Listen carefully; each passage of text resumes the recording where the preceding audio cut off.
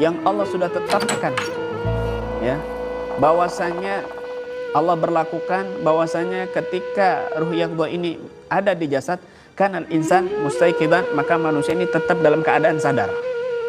Fa idza kharajat minal jasad namal insan, kalau dia ruh yaqdha ini keluar dari jasad, namal insan, maka manusia itu tidur, nggak sadar, ya. Wara'atil karru al manamat, maka ruh yaqdha ini melihat mimpi-mimpi. Nah, yang keluar dari jasad ke alam mimpi itu bukan ruhul haya, tetapi ruhul yaqdha.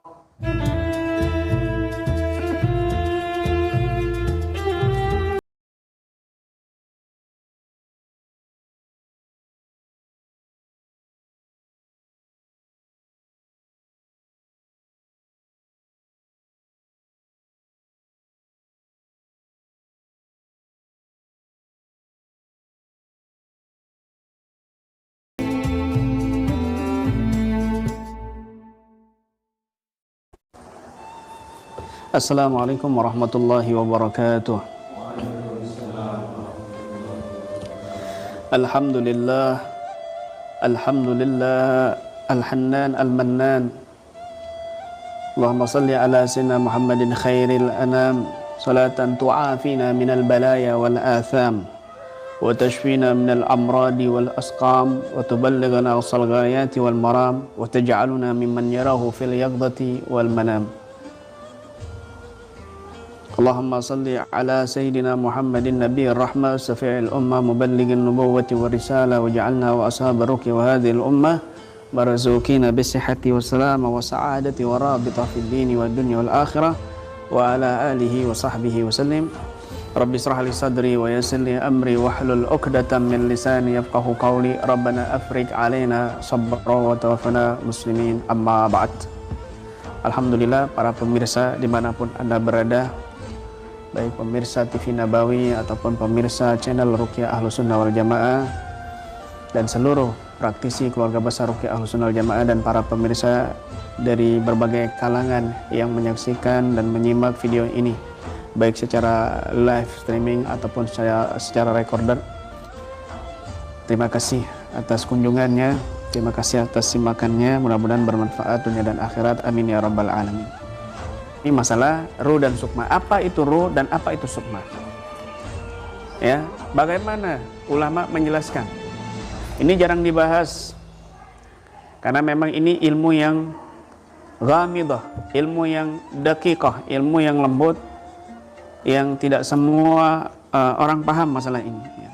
Tetapi para ulama sudah menyinggungnya, diantaranya Imam Suyuti, di mana beliau juga ahli spiritual yang luar biasa. Nanti akan saya jelaskan di antara karamah beliau ini, pernah beliau ini juga meraga sukma. Beliau juga pernah masuk ke dimensi gaib. Ini Imam Suyuti, pengarang kitab ini, ya, pengarang kitab Tafsir Jalalain. Imam Suyuti juga itu. Dan ini beliau, ya, di antaranya kitab-kitab beliau itu ratusan. Di antaranya kitab ini Sarhus Sudur Bisarhi Halil Mauta wal Kubur. Artinya itu lapang dada, ya, penjelasan tentang keadaan orang-orang yang mati dan orang-orang yang ada dalam kubur. Nah, ini penjelasannya di sini. Beliau karamahnya juga ahli spiritual, banyak yang nggak paham tentang Imam Suyuti ini dari keadaan-keadaan beliau. Nah, apa itu ruh? Apa itu sukma?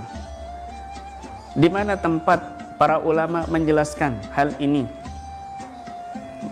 Bagaimana para ulama meletakkannya tentang ruh dan nafas, ya.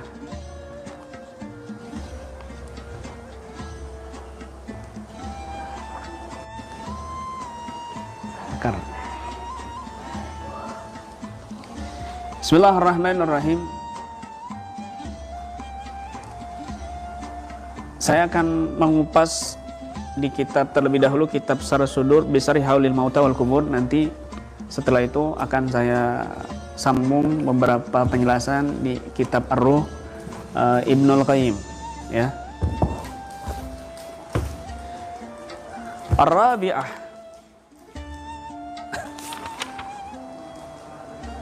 beberapa faidah khatimatun fi fawaidah tata'allaq birruh. Ini bab akhir yang menjelaskan tentang faedah-faedah yang berkaitan dengan ruh. Ya, ada beberapa faedah di sini.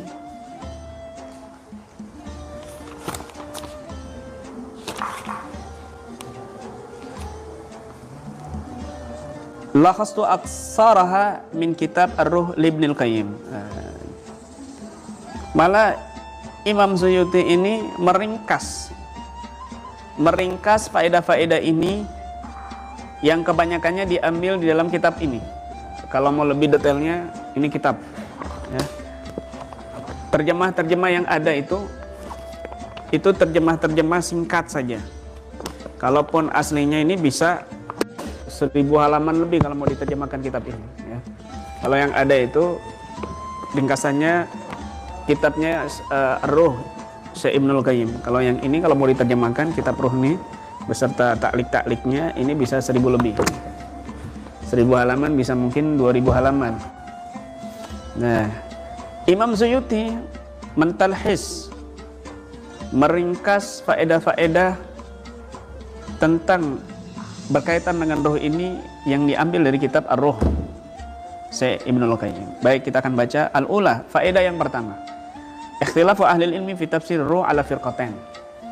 Yaitu perbedaannya ulama di dalam menafsirkan ruh kepada dua kelompok. Ya.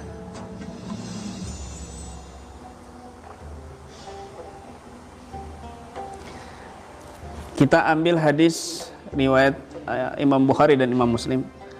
Akhraja Shaykhan an Ibni Mas'udin qala kuntu ma'an Nabi sallallahu alaihi wasallam fi khirabil Madinah wa huwa muttaki'un ala 'asibin famarra biqaumin minal yahud faqala ba'dhum li ba'd saluhu 'anir ruh qala ba'dhum la tas'alu fasa'aluhu faqalu ya Muhammad mar ruh wa zala muttaki'an 'ala al-'asib fadhanantu annahu yuha ilayhi faqala wa yas'alunaka 'anir ruh qul ruh min amri rabbi wa ma utitu minal ilmi illa qalila.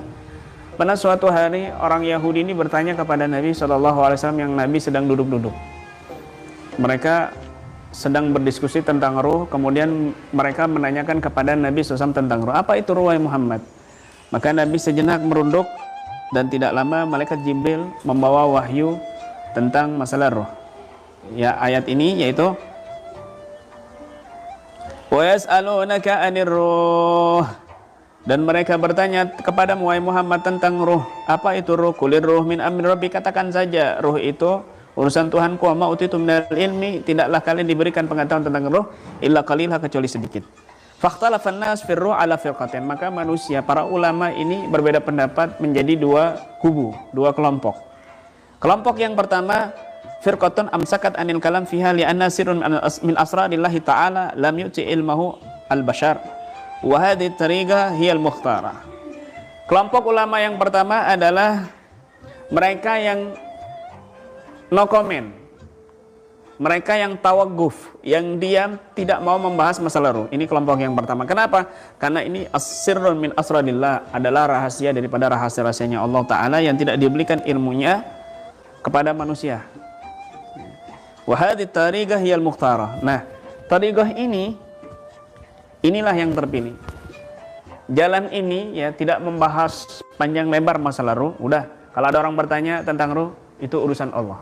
Kita nggak patut menjelaskannya. Ini kelompok ulama yang pertama. Maka Imam Junaid berkata, ar-ruh sayun ista'tsarallahu bi ilmi. Ruh itu adalah sesuatu yang Allah sembunyikan ilmunya. Walam yutli alai ahadan min khalqi. Tidak Allah berikan satu orang pun tentang ilmu itu kepada makhluknya. Fala yajuzu li ibadi al-bahsu anhu bi aktsar min annahu mawjud. Maka tidak boleh membahas, hamba-hambanya ini tidak boleh membahas lebih daripada sekedar bahwa ruh itu adalah ada. Sudah, kalau ada orang bertanya ruh itu apa? Ruh itu ada penciptaannya, sudah Allah ciptakan ruh itu. Itu urusannya Allah. Sudah cukup, yakfi, bas. Dan inilah pendapat Ibn Abbas dan kebanyakan para ulama salaf. Mereka tidak banyak membahas masalah ruh. Makanya jarang sekali para ulama membahas masalah ruh secara detail, itu nggak ada, jarang, ya, sedikit. Kecuali Ibnul Qayyim ini dan Imam Suyuti yang saya tahu. Waqad sabata an Ibni Abbas annahu kana la yufassiru ruh. Bahkan Ibn Abbas pun dalam kitab tafsir tafsirnya nggak pernah menafsirkan tentang ruh itu apa. Tetapi Imam Syekh Ibnul Qayyim ini meragukan hadis Ibn Abbas ini, tidak menafsirkan. Hadis ini mutharib kata beliau. Maka Imam Suyuti berpendapat qultu famas'alatun abahamahullahu fil Qur'an wa tara wa katama an khalqihi ilmaha min aina lil muta'ammigina al-ittila'a ala haqiqati amriha. Berkomentar Imam Suyuti, masalah ini disembunyikan oleh Allah Subhanahu wa taala dalam Al-Qur'an dan Taurat. Disembunyikan ilmunya dari makhluknya. Min aina lil muta'ammigina al-ittila'a ala haqiqati amriha. Terus dari mana mereka ini orang-orang yang berlebihan lebay di dalam masalah ruh ini, menjelaskan tentang ruh itu kok berlebihan? Dari mana mereka ini tahu? Ruh ini begini, ruh ini begini, ruh ini seperti ini, ruh ini begini-begini. Ini seolah-olah mereka ini lebih paham dari para ulama-ulama terdahulu, begitu ya. Ini menurut komentarnya Imam Suyuti. Hikmahnya kenapa? Ibn Battal mengatakan al-hikmah fi dzalik. Hikmahnya di dalam hal ini ya, Allah sembunyikan rahasia tentang ilmu roh ini adalah ta'riful khalqi ajzahum an ilmi ma la yudrikunahu hatta yuttarahum ila raddil ilmi ilaih. Untuk memahamkan kepada makhluknya tentang kelemahan makhluk ini ya, dari mengetahui satu ilmu yang mereka tidak pahami secara mendalam sampai mereka mendesak menyerahkan ilmu ini kepada Allah Subhanahu wa taala.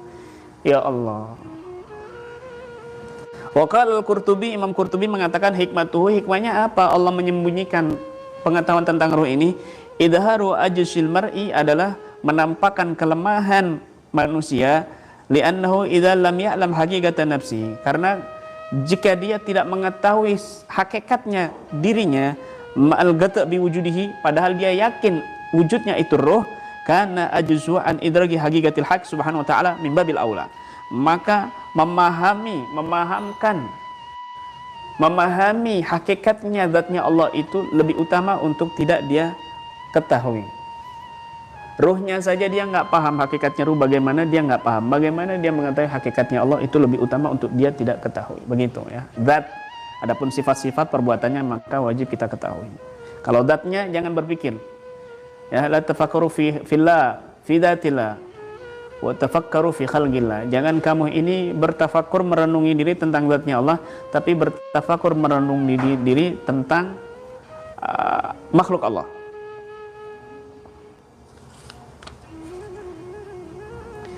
Wa firqatun takallamat fiha.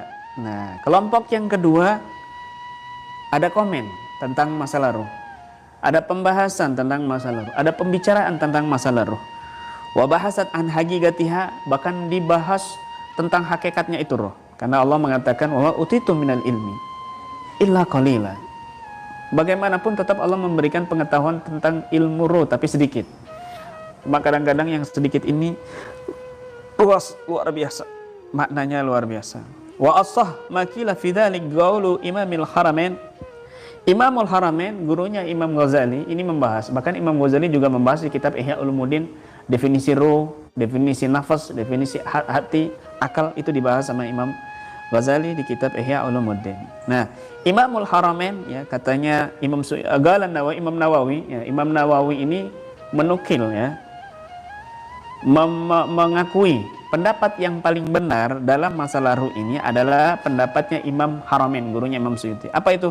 Innaha jismun latifun. Ruh itu adalah jisim yang latif, lembut ya. Mustabikun bil ajsamil katsifah, yang diliputi, diikat bil ajsamil katsifah, dengan jasad-jasad yang kasar. Istiba kalma'i bil udil akhdar, seperti mengikatnya air dengan kayu yang berwarna lumut yang warna hijau. Nah, jadi begini, ruh itu sesuatu jisim yang dia sifatnya lembut. Kalau ini ya, jasad ini kasar. Nah, ini kasar. bisa menyentuh dengan sesuatu yang kasar. Jasad ini kasar. Tapi ruh ini di dalam ini ya adalah memang jisim dia, sesuatu benda yang lembut. Nah, ini pendapat yang paling sahih, sesuatu jismun latif, sudah gitu aja. Nah, kemudian